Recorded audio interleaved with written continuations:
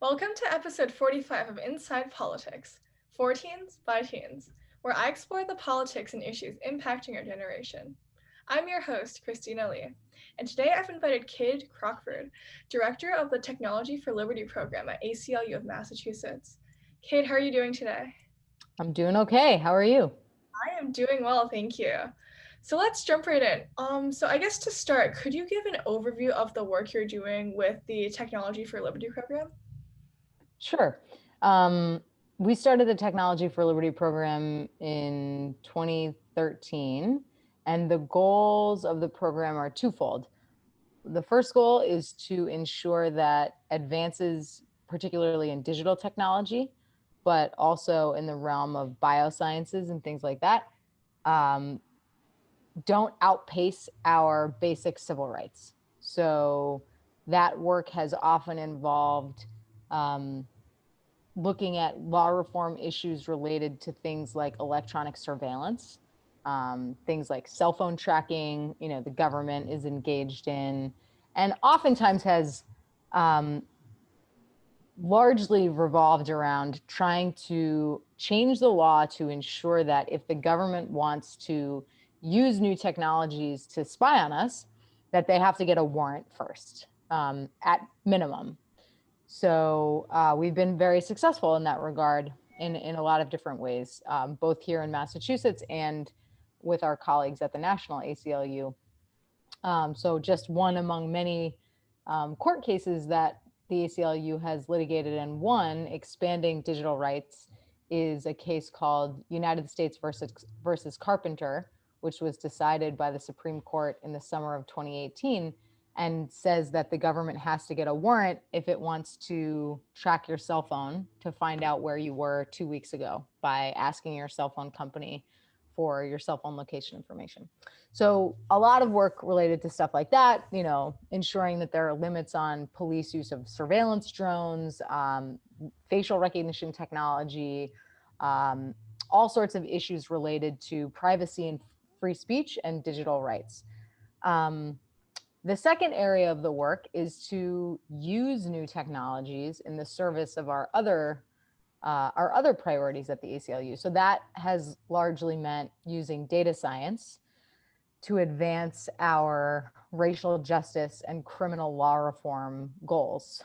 Fixing the policing systems, addressing racial disparities in prosecutions and incarceration rates. So we have a project called the Data for Justice Project. You can visit it at data.aclum.org, where we, thanks to the help of a staff technologist who works with me in the Technology for Liberty program, are able to make information about our criminal legal system, as well as other parts of our government, available to the public and to journalists and advocates in a way that can help explain some of the problems that we see, so that we can identify solutions and implement them. So in short, we try to fix problems having to do with technology and the law, and then we use technology to try to advance racial justice. Understood. So I guess what are some common misconceptions that the average citizen has about, like government tracking of devices? Well, I think the number one most important misconception is that we are powerless to stop all of the corporate surveillance and the government surveillance that we are subjected to all the time, just living our normal lives in the 21st century. I think, Silicon Valley has sold us a bill of goods that says, hey, look, you get this amazing service, Google Maps, and you get to connect with your friends on TikTok and Facebook for free. And as a result, yeah, we collect some information about you, but you don't have to worry about that. That's not going to hurt you, and it's not a real problem. Well, the Cambridge Analytica scandal was just one of many data scandals that have shown us that information that's collected, that can be used to sell us a pair of shoes or a mattress or a kayak, can also be used to manipulate us politically, to manipulate our emotional state. and can be used in really powerful and dangerous ways by both governments and corporations. And so privacy in the digital age is really, it's crucial that we get it right. And it's not right currently. But I think that the biggest misconception, I think a lot of people understand that the law is not what it needs to be in order for us to be protected, for our privacy to be protected with respect to how we use computers and cell phones and the internet writ large. But I think what people misunderstand is that privacy is dead, right? People say that all the time. Oh, privacy is dead. You know, it's a thing of the past. There's no way we're going to be able to reassert our right to privacy given how powerful these technologies are, how powerful these technology companies have become. And that's not true. These are political problems, much more than they are technological problems. You know, we don't have to have the kind of technology ecosystem that we have today. We don't have to have the very permissive legal structures that we have today that authorize companies like Google and Amazon and Facebook to collect and manipulate all of this data about all of us.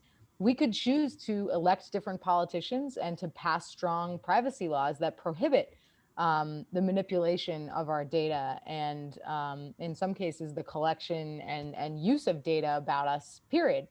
So that, I think that's probably the main thing that I want people to understand, is that just like climate change is a huge, very serious problem, it's not a scientific problem. It's a political problem, right? We just need the political will to do what the science is telling us we need to do.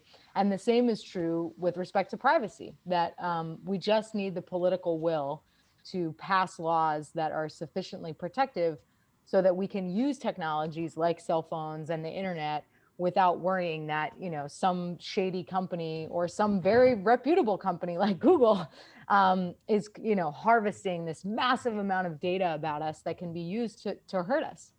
Understood. And I guess when you see this development of, I guess like these corporate or government interests, like developing to, I guess like outpace the laws and policies that are being put into place to address this, do you think that's happening, or are the laws and policies kind of like keeping pace with the innovation going on? So no, the law does not keep pace with technology. That's one of the key problems that the project I direct at the ACLU is aiming to address. Because when technology companies and individual technologists who are working on systems at universities want to develop a new technological system, they don't have to get the government's permission, and that's for good reason. We don't want them to. But you know, the pace of technological development does not involve legislative committees or votes or lobbying or any of the many key pieces of our democratic legislative infrastructure that tend to work very slowly, right? The gears of our legislatures can grind pretty slowly. And so that's a huge problem. But the other problem is not just related to how quickly technology develops or how comparatively slowly legislation advances. It's also, again, a problem of political power, that the technology companies that have substantial political interest in ensuring that legislatures at the state level and in Congress do not pass strong privacy laws are intervening by lobbying state lawmakers and congressional representatives, spending a lot of money lobbying them to ensure that they do not pass laws that protect our privacy and restrict their ability to make money off of our data. Understood. And I guess on an individual level, what can we do to, I guess, support this cause of fighting against it? Well, you can do a lot.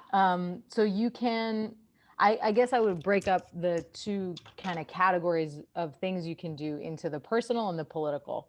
So on the personal side, you can use liberatory technologies that protect your privacy. So Signal is a really good example of fantastic technology. The Signal app works on Android and iPhone and allows you to text and call and do video calls completely encrypted, end-to-end encrypted. So there's no record of what you're saying on those calls stored on any, server somewhere. Nobody knows what you're saying. Nobody even knows who you're talking to unless they have your physical phone and can unlock it or can unlock the physical phone of the person you're talking to. So use Signal. It's totally free. The only thing about it is that um, you need to make sure that the other person that you're communicating with also has the app installed. So use Signal, use Tor or a VPN. Tor is a web browsing service that allows you to browse the internet anonymously so that your internet service provider and the government cannot keep track of all the websites you're visiting and your online activities. A virtual private network works much in the same way, just creating essentially an encrypted between your computer and the website that you're visiting so that nobody else can see what you're doing online. Um, and then, there are some other tools you can use, like Privacy Badger is an extension that you can download for Chrome or Firefox that, goes a long way towards protecting you from trackers on the internet. You can use things like ad block. I would also encourage folks to use password managers because you should be using strong passwords that are different for every website. And it's too difficult to remember all of those. So you can get a password manager that does it for you. And then you only have to remember one password for the rest of your life. It's an incredible, wonderful thing that I highly recommend to everyone. So those are some of the personal technological steps you can take. But equally important, political steps that you can take. You can make sure that you call your state senator and state representative and your federal senators and House member and tell them electronic privacy is important to you, that you understand that there's a relationship between our fight for climate justice, our fight for racial justice, our fight for economic justice, and our ability to organize and access information that corporations and the government are spying on us. Um, so yeah, reach out to your representatives. You can get involved with organizations like the ACLU. You can get involved with organizations like the Electronic Frontier Foundation, which is a really fantastic group that does digital rights work based out of San Francisco. Um, so yeah, essentially make it known to your representatives in the state legislature and in Congress that you care about digital privacy and you want them to put your privacy interests above the financial interests of companies like Google and Facebook and the others. And if they vote the wrong way, then vote them out of office. Get somebody in there who's gonna protect your interests. Yep. And I guess considering the majority Gen Z audience of this podcast, when a lot of us are using social media apps because we think they're fun, and I guess like sometimes we might disregard our our need to protect our digital privacy, what message do you have for us? Well, I always get really upset. So I'm a millennial, and I've been doing this work for some time now, and I've heard older people say, "Oh, millennials, they don't care about their privacy. They'll just put anything on the internet." And now people say the same thing about Gen Z. Well, I think that's nonsense. I think young people absolutely care about their privacy.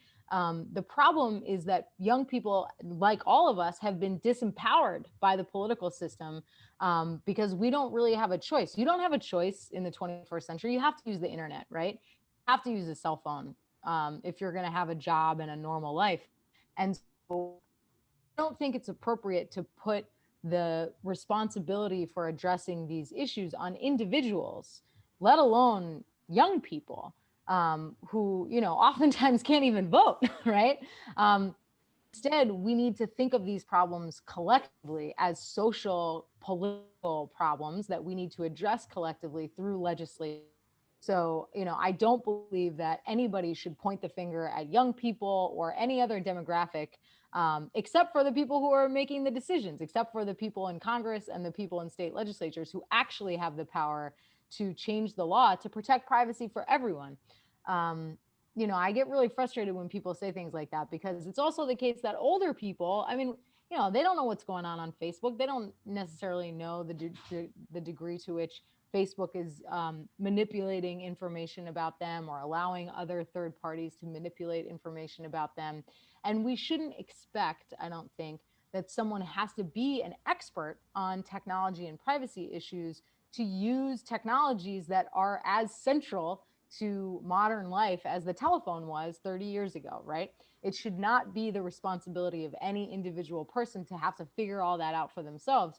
We need laws to protect everyone so that everyone has the ability to access technology without, having to fear that they're going to be, maliciously controlled or spied upon. Yes, definitely. All right, thank you so much, Kate, for joining me here today. I really appreciate your insights. Stay safe, stay healthy, and I'll see everybody next time on Inside Politics. Hi everyone, this is Christina. Thank you so much for watching Inside Politics, and please feel free to check out the rest of the interviews on my channel. See you next time!